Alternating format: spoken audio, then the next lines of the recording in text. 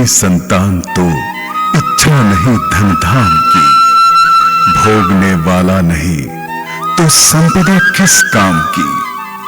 आंख है मौजूद लेकिन आंख का तारा नहीं, दिल हो गया बेचैन अब जीने का सहारा नहीं। कौशल्या, इस अभागे दशरथ के जीवन में केवल एक ही इच्छा है, जो लगता है उसमें भी ग्रहण सा लग गया है। कितना अच्छा होता ये देवताओं की मूर्तियां कुछ बोल पाती, मैं इनसे अपना अपराध पूछ सकता, ताकि अपने अपराध की क्षमा याचना कर पाता। किंतु यह पाषाण मूर्तियां भी मौन है, कुछ भी नहीं बोलती। इनका यह मौन मुझे खाए जा रहा है।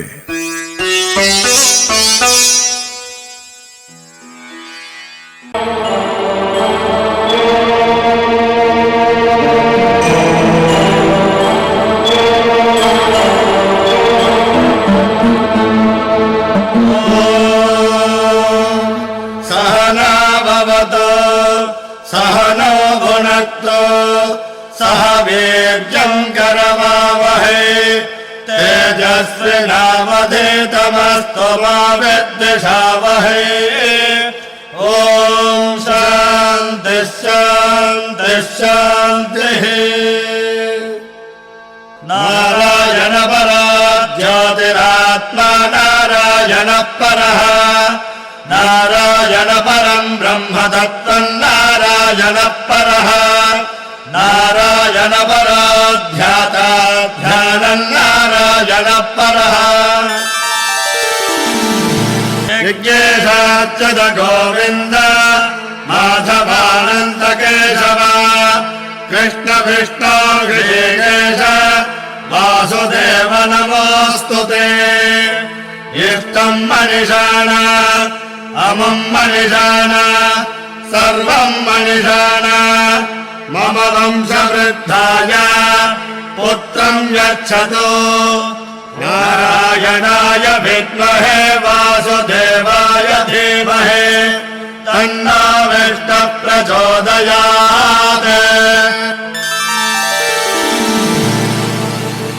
गृहाणपायसं दिव्यं पुत्रेयं देवनिर्मितम्, लप्यसे परमात्मानं पुत्रत्वेनं न संशयः।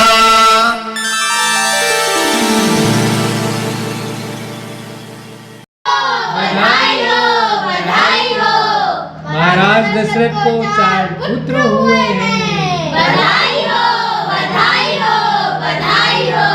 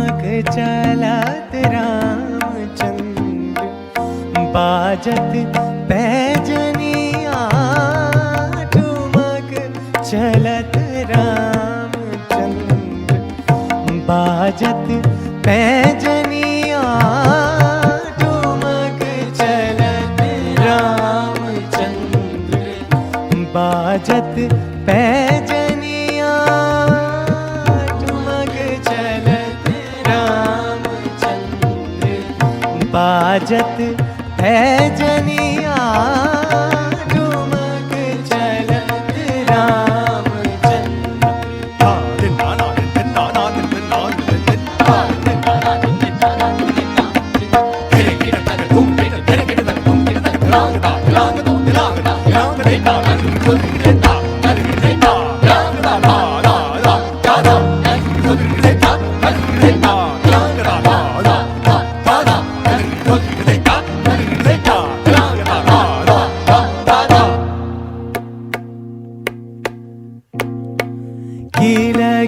किलकी उठत धाया किलकी उठत धाया गिरत भूमि लट पटाया गिरत भूमि लट पटाया धाय मात गोद लेत धाय मात गोद लेत दशरथ की रनिया ठुमक चलत रामचंद्र बाजत पैजनिया ठुमक चलत रामचंद्र बाजत पैजनिया ठुमक चलत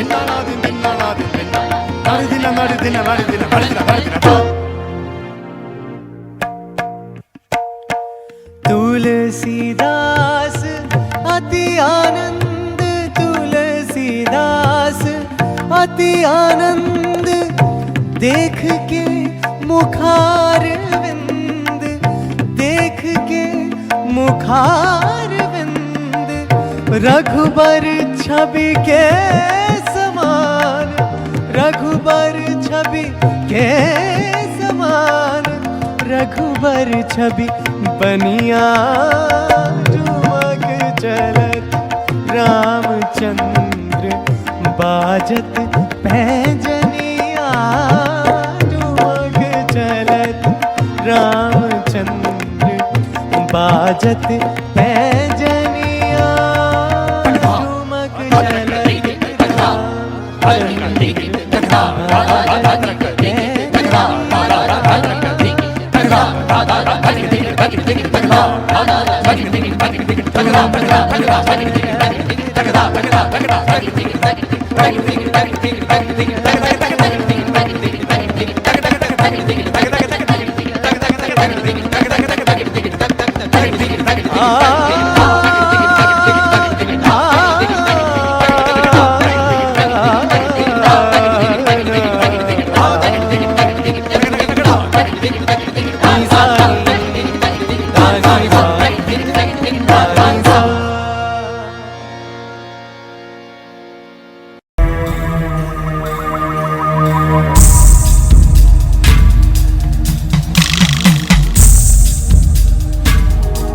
राजन ध्यान दें, सब कुछ मेरा हाल, ऋषियों की रक्षा करते सदा भूपाल। मैं यज्ञ जिस समय करता हूँ, दुख मुझे निशाचर देते हैं। पूजा सामग्री हवन कुंड सब नष्ट भ्रष्ट कर देते हैं। असुरों के अत्याचारों से भय पाकर घबराया हूँ मैं। रक्षा सहायता दो चीजें तुमसे लेने आया हूँ मैं। तुम अपने राम लखन को दो सौंप मुझे थोड़े दिन को। इसमें तुमको सुंदर यश है, कल्याण और मंगल इनको।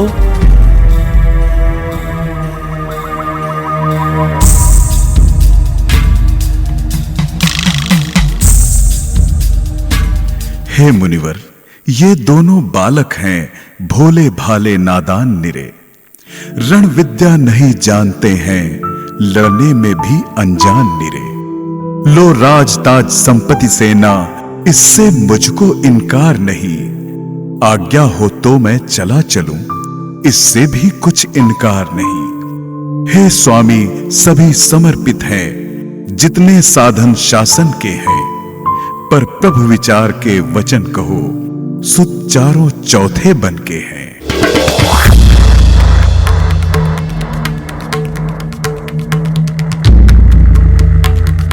यह टाल टूल अच्छी नहीं, इस अवसर पर नरनाथ, या तो साफ जवाब दो या करो हमारे साथ।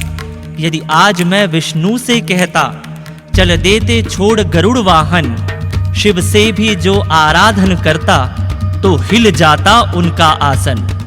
मांगा जो कर पसार तुमसे, इसका मुझे संताप हुआ, दुख हुआ तुम्हें और मुझको भी, इस पुण्य कार्य में पाप हुआ। मुझे नहीं है हृदय में कोई सोच संताप, दोनों पुत्रों के हुए संरक्षक, अब हे मुनिवर आप।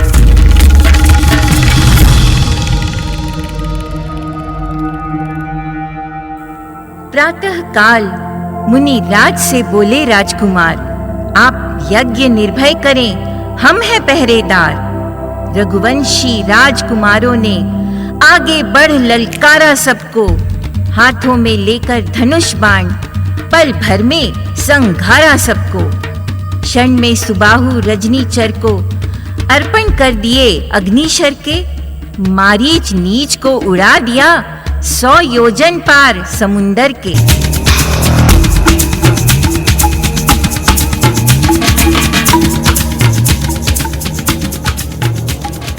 अगले दिन मुनि को मिला यह सुंदर संदेश, धनुष महोत्सव के लिए बुला रहे मिथिलेश।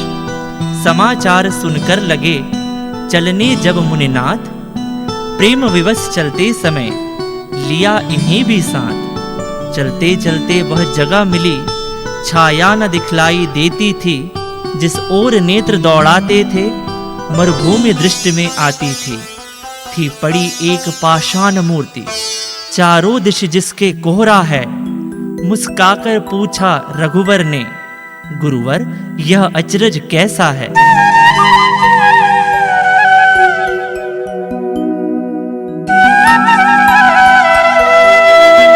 रघुनंदन की यह बात सुन बिहसे विश्वामित्र, सुना दिया उस शिला का आद्योपांत चरित्र। छुआ चरण से शिला को राघव ने तत्काल, पद रज लगते ही हुई गौतम नारी निहाल।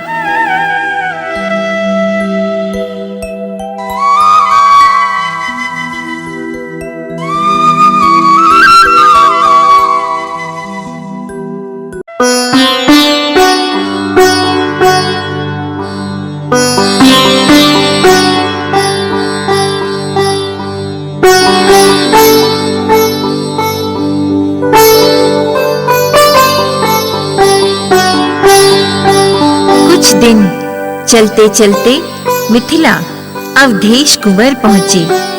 गुरुवर ऋषिवर के साथ साथ दोनों ही जनक नगर पहुंचे। प्रातःकाल मंगल समय गुरु आज्ञा अनुसार पुष्प वाटिका को चले दोनों राजकुमार। इधर फूल चुनने लगे मिथिला के मेहमान, उधर बात जो रह गई सुनिए धरकर ध्यान। सेवकों ने राजा जनक को यह सूचना दी कि महाराज बाग में ऋषि विश्वामित्र पधारे हैं। यह सुनकर राजा जनक स्वयं उनके स्वागत को चल देते हैं।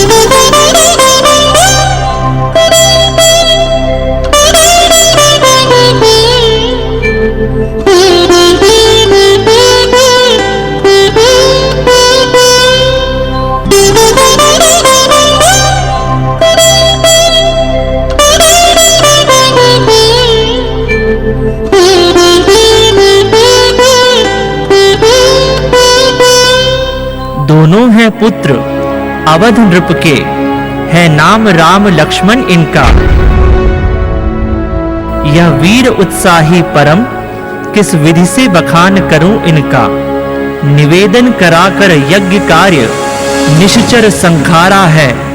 गौतम की नारी अहिल्या का, पद रज से शाप निवारा है। अब धनुष महोत्सव के कारण यह दोनों भाई आए हैं।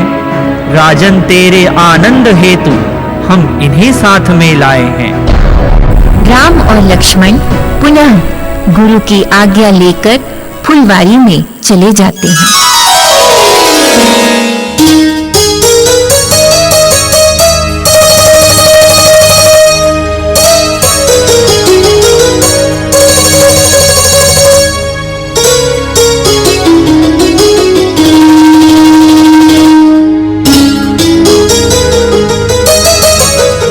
तात जनक तनया यह सोई, धनुष यज्ञ जहि कारण होई। पूजन गौरी सखिले आई, करत प्रकाश फिरत फुलवारी। जासु बिलौकी अलौकिक शोभा, सहज पुनीत मोर मन क्षोभा। हे लक्ष्मण बड़ा अचंबा है, सारा उपवन झंकार उठा। छा गई सरसता कमलों में, भ्रमरों का दल गुंजार उठा। इन सुंदर शब्दों को सुनकर भाषित यह होता भ्राता है। तुदुम्बी बजाकर कामदेव दुनिया पर चढ़ता आता है। क्यों प्रकृति सुंदरी ने मन में भर दी इतनी चंचलता है। संयमी शांत मेरा स्वभाव, रह रह कर आज मचलता है। जिन कानों ने उपदेश सुने, उनके अब रंग निराले हैं। जो नयन लजीले रहे सदा, वे किसे देखने वाले हैं। शतानंद जी ने दिया आखिर यह संदेश।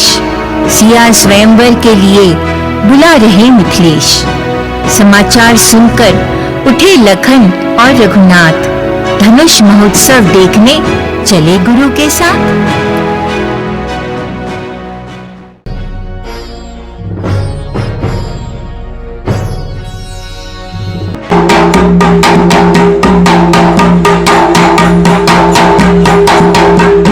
सुनो सुनो सुनो, राजा की है सौगंध शपथ, धनवा द्वारा पूरन होगी। जो वीर धनुष को तोड़ेगा, सीता उसको अर्पण होगी। वह देखो मध्य में शिव का धनुष विशाल, उधर देख लो जानकी खड़ी लिए जयमाल। है समय यही क्षत्रिय वीरों, निज क्षत्रिय शक्ति दिखाने का। बल पौरुष का विशाल डंका, मिथिला के मध्य बजाने का। है कौन भाग्यशाली ऐसा, जिससे सीता का नाता हो। देखे वह कौन वीर है, जो मिथिलेश्वर का जमाता। शतानंद की जब सुनी यह घोषणा महान, धनुष उठाने को उठे बड़े बड़े बलवान। भूप सहस्त्र 10 एक ही 12, लगे उठावन तरत नटारा।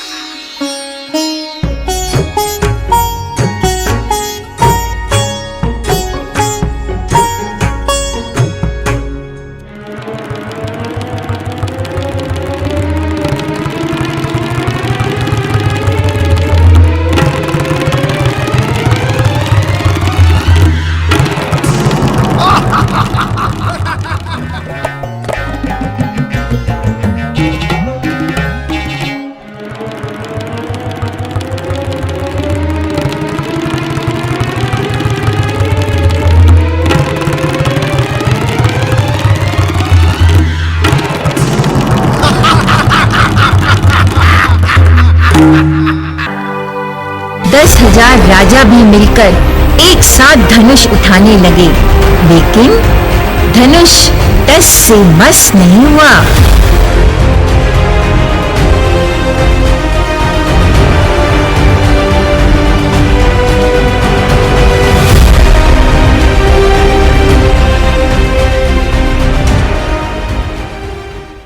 हे देश देश के राजाओं, बोलो, कुछ तो बोलो। आज मैं किससे कहूँ कौन बलशाली है? नहीं नहीं, मुझको तो अब मालूम हुआ यह पृथ्वी वीरों से खाली है। पहले यदि जाना होता तो यह बेबसी नहीं होती। हम करते नहीं प्रतिज्ञा तब ऐसी हंसी नहीं होती। अब तोड़े यदि प्रण को अपने तो धर्म हानि और लज्जा है। या पुत्री को कुंवारी रहना है, आसरा छोड़ सब प्रस्थान करो, यह बड़े शर्म की घटना है।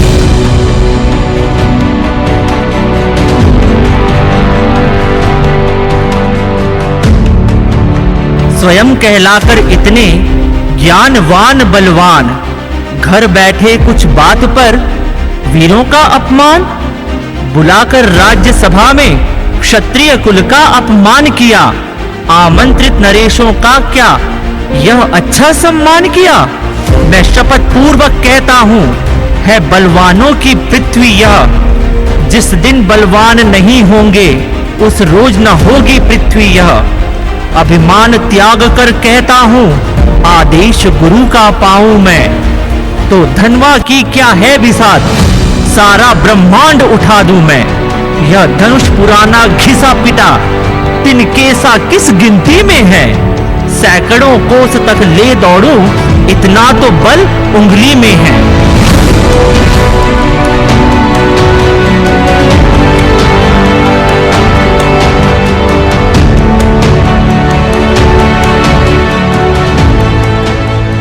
हे लक्ष्मण, बैठो, सब्र करो, बस अभी समय वह आता है।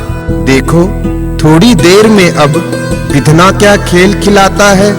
हे राम, उठाओ धनुष को, मत ज्यादा देर लगाओ तुम। इस भरी सभा में जनक का अब संताप मिटाओ तुम।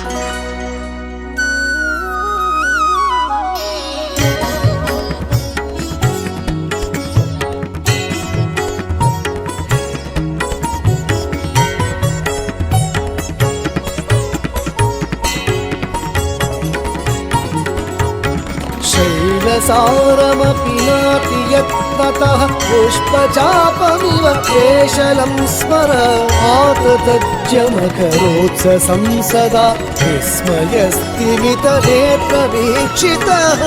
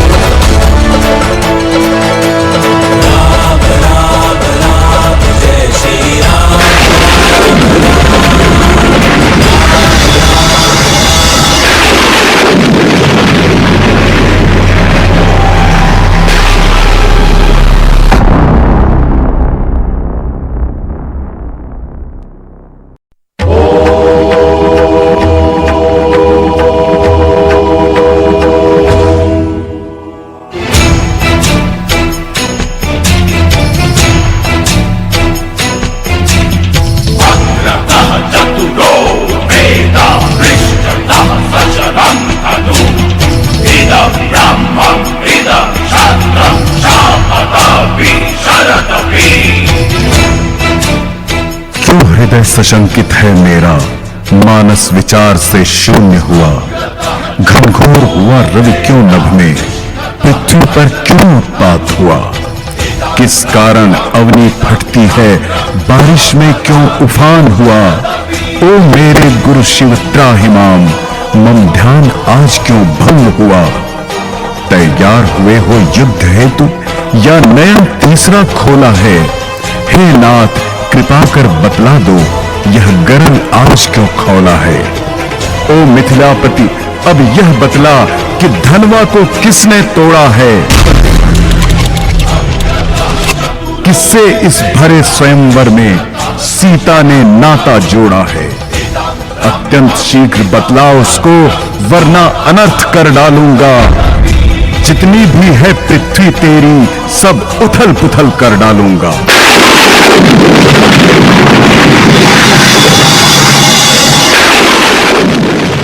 मुनि श्रेष्ठ, शिव धनुष तोड़ने वाला भी कोई शिव का ही प्यारा होगा। जिसने भी यह अपराध किया वह दास आपका ही होगा। जो कृपा पात्र हो गुरुओं का कब किससे डर सकता है। जिस पर कृपा हो ब्राह्मणों की यह काम वही कर सकता है। हे राम, सेवक वह है जिसका सेवा ही जीवन है। जो बैरी का सा काम करे वह इस फरसे का भोजन है। सच है, सुख का संवाद कभी दुख का कारण बन जाता है। मीठी मीठी बातों से ही तोता पिंजरे में आता है। अत्यंत मधुर जो होता है वह अपना नाश कराता है। जैसे कि मीठे गन्ने को कोल्हू में फेरा जाता है। बचपन में बहुत धनुष तोड़े तो कभी न रिसियाए इतने। इस धनवा में बात है क्या है स्वामी गरमाए इतने। ओ राजा के लड़के, मुंह नहीं संभाल रहा है तू। मुझ जैसे क्रोधी के आगे क्यों आंखें निकाल रहा है तू। मुझको सीधा ब्राह्मण न जान, मैं क्षत्रिय कुल का द्रोही हूँ। भृगुवंशी बाल ब्रह्मचारी अति क्रोधी हूँ, निर्मोही हूँ।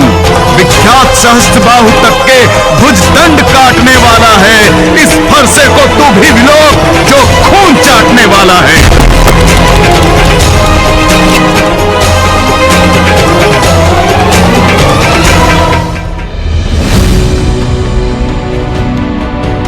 फरसा दिखलाकर बार बार क्यों मुझे डराने आए हो। क्या काल आपका वाहन है जो उसे साथ में लाए हो।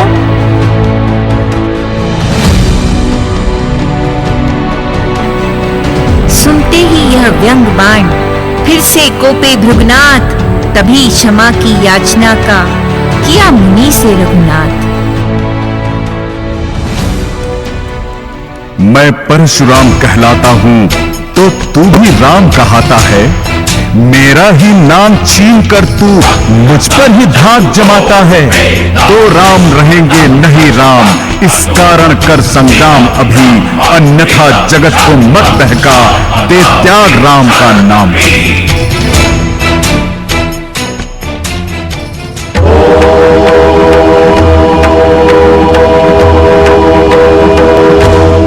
अब सुनिए श्री मुनिनाथ, व्यर्थ झगड़ते हैं आप राम नाम के साथ।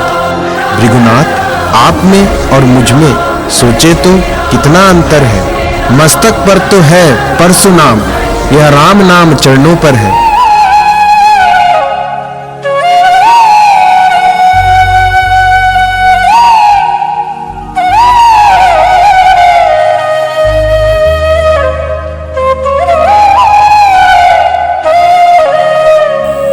श्री राम के इस गूढ़ वचन को सुनकर भृगुनाथ चौंक उठे। उनके हृदय के पाट खुल गए और बोले, हे राम, यदि तुम अवतार हो तो रमापति का यह धनुष खींचो और प्रत्यंचा चढ़ाओ और मेरा संदेह मिटाओ। जैसे ही वह धनुष उठाकर श्री राम को दिए तो तत्काल ही वह धनुष पर अपने आप प्रत्यंचा चढ़ गई।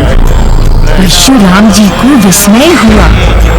इस तरह के प्रताप को देखकर वह गदगद हो उठे। आनंद से परिपूर्ण हो विहल वाणी से बोल उठे, जय सच्चिदानंद। कमल नयन को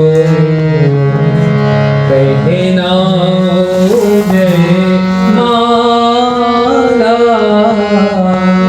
पहनाओ जय माला।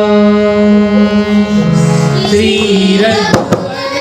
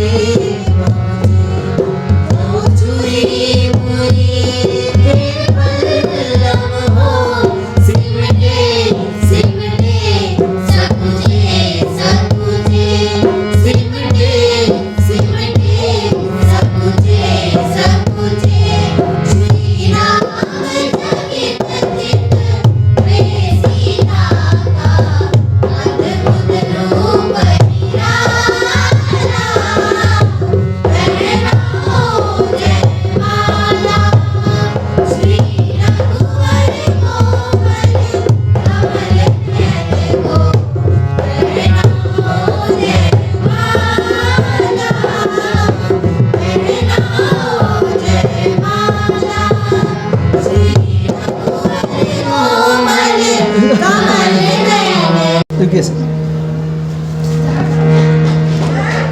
स्टार्ट करो। 3, 2, 1 गो। श्री रघुवर कोमल कमल नयन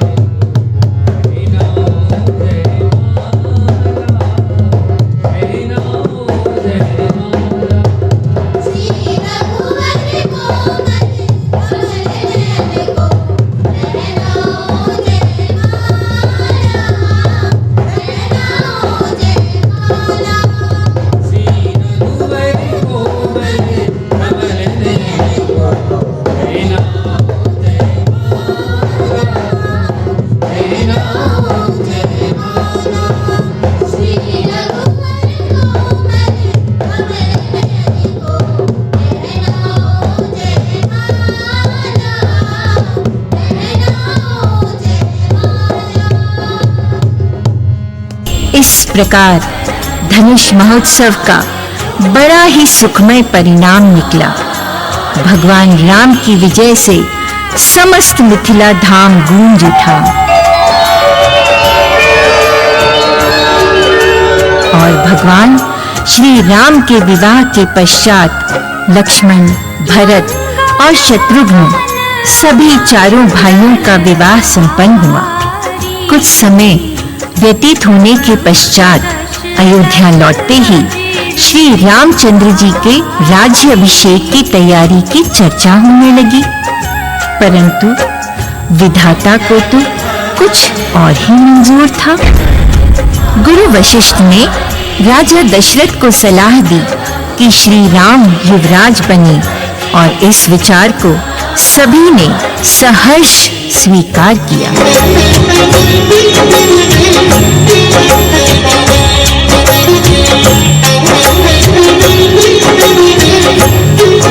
कैकेयी, सुमित्रा, कौशल्या थी 3 रानियां राजा के।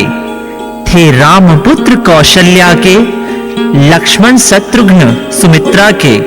कैकेयी भरत की माता थी, राजा की प्यारी रानी थी। मंथरा उन्हीं की दासी थी, मुंह लगी हुई सिर चढ़ी भी थी। विधि का विधान आकर घूमा बस इसी मंथरा के सिर में। शारदा ने भी मति फेर दिया, आ गई समय के चक्कर में। अबला सबला हो जाती है जब त्रिया चरित्र दिखलाती है। पल में करती है शत्रु मित्र, मित्रों को शत्रु बनाती है। मंथरा के सिर पर सरस्वती जी देवताओं के आग्रह पर पूरी तरह सवार थी। मंथरा अब कैकेयी को विरुद्ध करने पर जुट गई।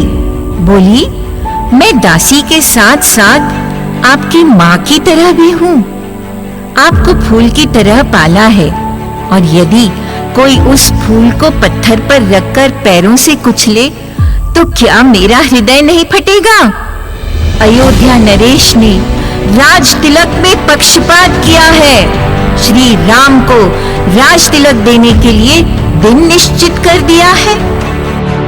अंततः कैकेयी मंथरा की बातों में आ ही गई और वह त्रिया चरित्र के चंगुल में फंस ही गई। फिर तो जाकर गोप भवन में अपने सारे आभूषण निकालकर एक तापसी की तरह जमीन पर ही लेट गई। राजा को पता चला तो कैकेयी के पास पहुंच गए। राजा बोले, तुम गोप भवन में लेटी हो? श्री राम तो तुम्हें प्राणों से भी प्यारा है। उसका राज्याभिषेक कल है और तुम यहाँ पर उदास बैठी हो। राजा के यह शब्द सुनकर कैकेयी ने अपने दोनों नेत्र खोले और गहरी सांस छोड़ते हुए बोली,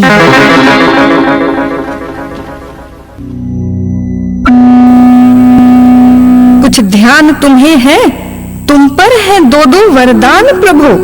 वह मेरे वरदान मुझे दे दो, बनते हो यदि धनवान प्रभु। लो सुनो प्राण पति प्राणनाथ, वह थाती आज मांगती हूँ। कौशल्या नंदन के बदले निज सुत को राज मांगती हूँ। ऋण जो कि दूसरा है मेरा, सो सुन लो कंपित मत होना। क्षत्रिय नरेश कहलाते हो तो तो सत से विचलित मत होना।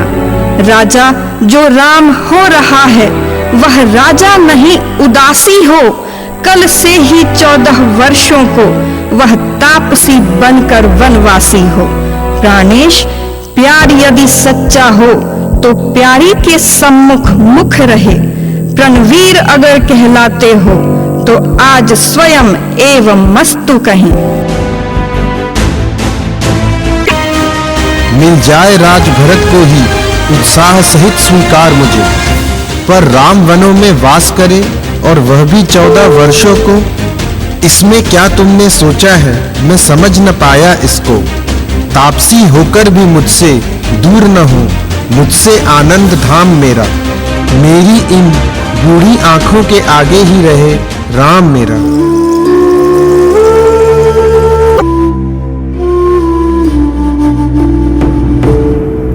मैं मांग रही अपना ही कर्जा, जो देना तुमको वाजिब है।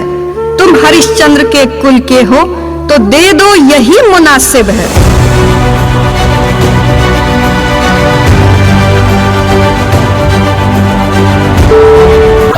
मेरा कुछ बिगड़ता है तू जो मुझको ललकार रही। रानी, तुम अपने पाँव में ही आप कुल्हाड़ी मार रही। रानी, रानी आंचल पसार, कर्जा ले और दान भी ले। ले राज और वनवास भी ले, वर भी ले और प्राण भी ले।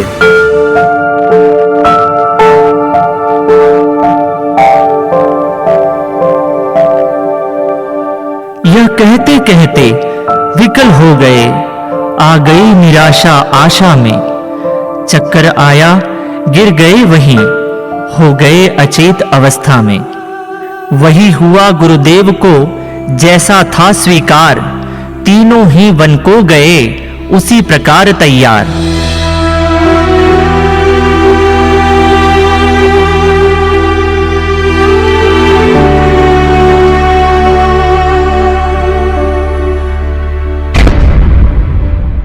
जैसा विधाता को स्वीकार था, राम, लक्ष्मण और सीता इस प्रकार वनवास को चले गए। उन्होंने वन यात्रा आरंभ कर दी। श्रृंगवेरपुर में गंगा किनारे केवट से उनकी भेंट होती है। उधर केवट चरण धोने की शर्त पर प्रभु को गंगा पार कराते हैं। श्री राम के विरह में महाराज दशरथ देह त्याग करके सुरधाम को चले जाते हैं।